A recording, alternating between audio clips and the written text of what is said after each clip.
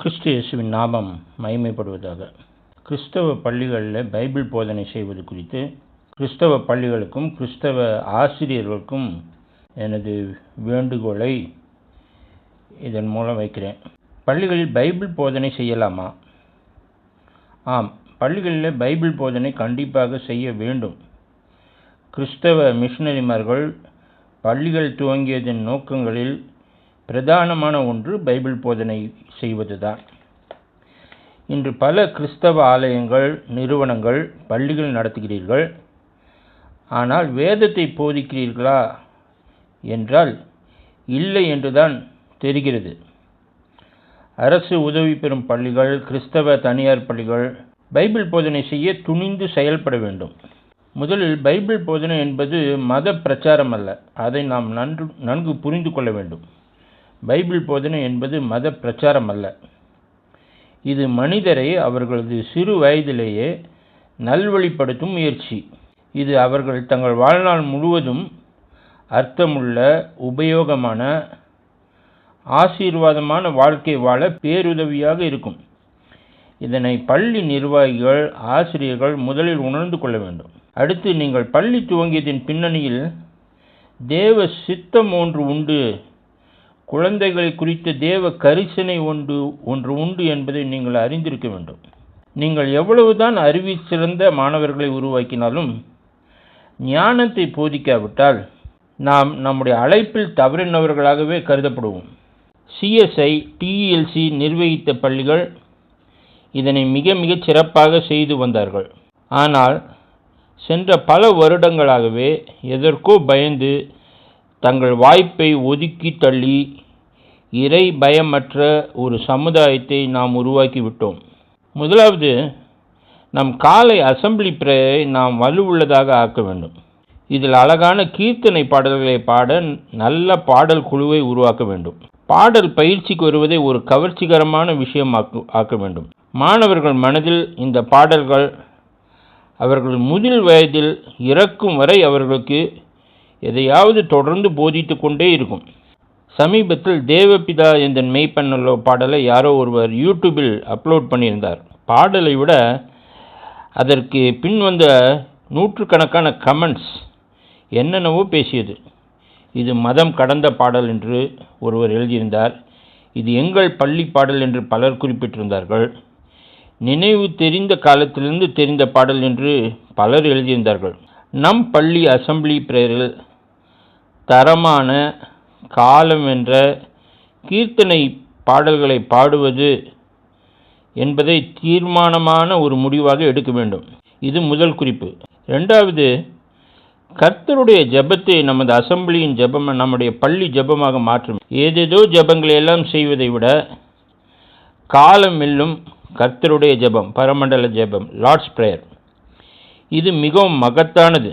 நமது பள்ளிகளில், தமிழ் பள்ளிகளில் தமிழிலும், ஆங்கில பள்ளிகளில் ஆங்கிலத்திலும் இதனை சொல்லிக் கொடுங்கள்.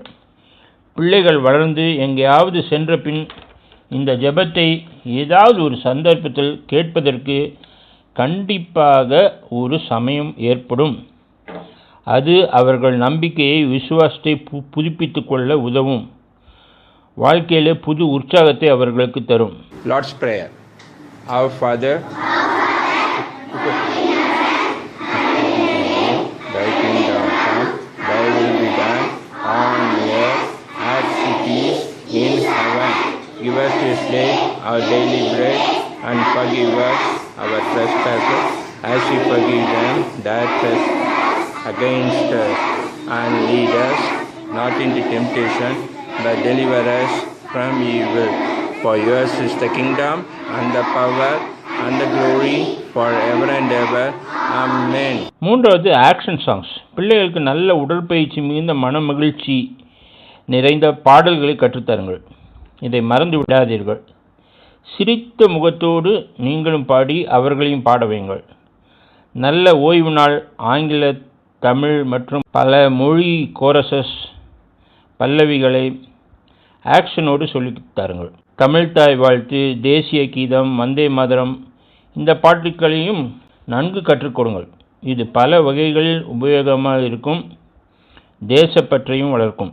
அசம்பிளியிலேயே உங்களுக்கு விருப்பமானால் டேபிள்ஸ் 1 to 10 எல்லாரும் சேர்ந்து சொல்லும்படியாக பழக்குங்கள். அப்பொழுது கணக்கு எனக்கு பிணக்கு என்று சொல்லுவோருடைய எண்ணிக்கை மிகவும் குறைந்துவிடும். நீங்கள் அசம்பிளியை சூப்பராக நடத்துகிறீர்கள் என்பதற்கு அடையாளம் என்ன தெரியும்னா, லேட் கமர்ஸ் 1% குறைவாயிடும். எப்படியாவது அசம்பிளிக்கு வந்துடணும், சந்தோஷமாக இருக்கும், ஜாலியாக இருக்கும்னு சொல்லி நினைத்து அநேகர் சீக்கிரமாக பள்ளிக்கு வருவார்கள். 4வது மிக முக்கியமான விஷயம், வாரம் ஒரு நாள் பைபிள் கிளாஸ் வைங்க. அது லஞ்ச் டைமுக்கு அடுத்த ஒரு 1 ஹவராக இருக்கலாம், மண்டே மார்னிங் அல்லது ஃப்ரைடேயில் வைக்கலாம். ஸ்டார்டிங்கில் கிறிஸ்தவ பிள்ளைகளுக்கு மாத்திரம் வைங்க. எல்கேஜி டு 5th ஸ்டாண்டர்ட் ஒரு குரூப்பாகவும் 6th to 12th ஒரு குரூப்பாக வைங்க. நல்ல மெமரி வேர்ஸ், நல்ல ஸ்டோரி சொல்லிக் கொடுங்க, நல்ல சாங்ஸ். அட்ராக்டிவாக நடத்துறதுக்கு என்னென்னா வழி இருக்குன்னு நல்லா யோசிங்க. ஒரு கிட்டாரிஸ்ட் அல்லது கீபோர்டு வாசிக்கிற ஒரு மனுஷருடைய உதவியை நாடுங்க. இல்லை உங்களுக்கே மியூசிக் இன்ஸ்ட்ருமெண்ட் வாசிக்க தெரிஞ்சால் ரொம்ப நல்லாயிருக்கும். பைபிள் கிளாஸ் நடக்கிற நேரத்தில் கிளாஸில் புது லெசன்ஸ் எதுவும் நடத்தாதபடி கவனமாக இருங்க. ஆர்ட்ஸ் அண்ட் கிராஃப்ட்ஸு, எம்ஐ இந்த மாதிரி அட்ராக்டிவ் கிளாஸஸும் இல்லாமல் பார்த்துக்கோங்க. அப்போ மாணவர்கள் இங்கே உட்காந்துருந்தாலும் எண்ணங்கள் அங்கே போயிடும், அது சரியாக வராது. அதை சரியாக யோசித்து பிளான் பண்ணுங்கள். உங்களுக்கு ஒரு ப்ரேயர் சப்போர்ட்டை உருவாக்குங்க. நான் கிறிஸ்டியன் ஸ்டூடெண்ட்ஸ் வரணும்னு ஆசைப்பட்டாங்கன்னா அவங்களே அவங்க பேரண்ட்ஸை இழுத்துட்டு வந்து, அவங்க பேரண்ட்ஸ் சொல்லுவாங்க, ஏதோ பைபிள் கிளாஸ் வைக்கிறீங்களாமே, என் பையனையும் கூட்டிக்கங்க, என் பிள்ளையும் கூட்டிக்கங்க, அவ சொல்கிறா அப்படின்னு அவங்கள்ட்ட ஏதாவது ஒரு சின்ன ஃபார்மில் கையெழுத்து வாங்கிட்டு அவங்களே அலோவ் பண்ணுங்கள். எல்லா வேலையும் நானே செய்வேன்னு இழுத்து போட்டுக்காதீங்க, பகிர்ந்து கொடுத்து செய்யுங்க. எல்லாருடைய பார்ட்டிசிபெண்ட்ஸோடைய ப்ரேயர் பாயிண்ட்ஸ் எல்லாம் தெரிஞ்சுக்கிட்டு அதுக்காகவும் சேர்ந்து ஜெபம் பண்ணுங்கள்.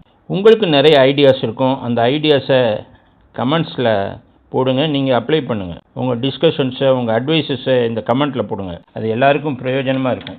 படிப்பில் உங்கள் மாணவர்கள் மிகச்சிறந்தவர்களாக இருக்கணும், அது ரொம்ப முக்கியம். அதை நல்லா திட்டமிடுங்க. ஒவ்வொரு ஸ்டூடெண்ட்டையும் அவனுடைய வீக்னஸ் எது, அவனுடைய ஸ்ட்ரென்த் எதுன்னு கண்டுபிடிச்சி அதை என்கரேஜ் பண்ணுங்கள். போதுமான அளவுக்கு அதிகமாக ரீடிங் ப்ராக்டிஸ் கொடுங்க.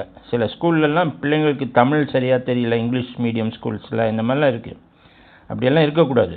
எல்லா சப்ஜெக்ட்டும் பிள்ளைகள் விரும்பி படிக்கிற அளவுக்கு இந்த டீச்சரா இவங்கள்ட்ட போனால் எல்லாமே கரெக்டாக வரும்னு சொல்கிற அளவுக்கு ஒவ்வொரு டீச்சரும் நடந்துக்கோங்க.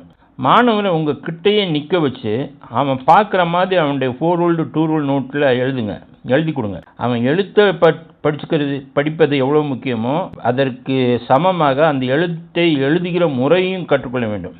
நீங்கள் பாட்டுக்கு பிரிண்டட் 4 rule 2 rule கம்பெனி புக்கெல்லாம் வாங்கி கொடுத்தீங்கன்னா அது பிரயோஜனப்படாது. நான் ஏற்கனவே 32 years ஒரு ஸ்கூலுடைய ஓனர், கரஸ்பாண்டன்ட், அது மாத்திரம்னா தமிழ்நாட்டில் பல கிறிஸ்தவ பள்ளிகளுக்கு ஆலோசகராக இருந்து கொண்டு இருக்கிறேன் இப்பொழுது வரைக்கும். மொழி பாடங்களில் ஒவ்வொரு பாடத்துலையும் 2 முறையாவது டிக்டேஷன் வைங்க, இம்போர்ஷன் கொடுங்க. வருஷம் மறக்காமல் ஸ்கூலில் ஒரு சயின்ஸ் எக்ஸிபிஷன் நடத்துங்க. ஹைஜீன் சொல்லிக் கொடுங்க, குட் டச் பேட் டச் சொல்லிக் கொடுங்க. கிளாஸ் டைமில் பாடத்தை ப்ரிப்பேர் பண்ணாமல் கிளாஸில் போய் உட்காராதீங்க. அங்கே போய் எல்சிஎம் எப்படி போடுறது, ஹெச்சிஎஃப் எப்படி போடுறதுன்னு கிறுக்கி அழித்து போர்டில் போட்டுட்ருக்காதீங்க. அதே மாதிரி கிளாஸில் உட்காந்துட்டு மொபைல் நோண்டிகிட்டு இருக்காதீங்க. நம்மை பார்க்கிற பிள்ளைகள் நம் மூலமாக இயேசுவை பார்க்க வேண்டும், அந்த உணர்வோடு இருங்க. விடுமுறை தினங்களில் ஒவ்வொரு மாணவர் பேரையும் சொல்லி அவர்களுக்காக, அவர்கள் குடும்பத்துக்காக ஜெபியுங்கள். கர்த்தருடைய வருகையில் உங்கள் மாணவர்கள் எல்லாரும் உங்களோடு பரலோகத்துக்கு வருவாங்க. நல்ல ஆசிரியராகிய இயேசுவை பின்பற்றுங்க. இயேசு கிறிஸ்துவை தேவனாக, கடவுளாக, சிறு பிள்ளையை நேசிக்கிறவர்களாக, உற்ற நண்பராக அறிமுகப்படுத்துங்க. இயேசுவை ஏசப்பா என்று அறிமுகப்படுத்தி விடாதீங்க. அப்படி செஞ்சு நம்ம இப்போ ஏற்கனவே ஒரு ஜென்ரேஷனை விசுவாசத்தில் பின்தங்க வச்சுட்டோம். அது நம்ம செஞ்ச பெரிய தப்பு. கிறிஸ்து உங்களோட துணை இருப்பார், அவருடைய ஆவியானவர் உங்களை பலப்படுத்துவார்.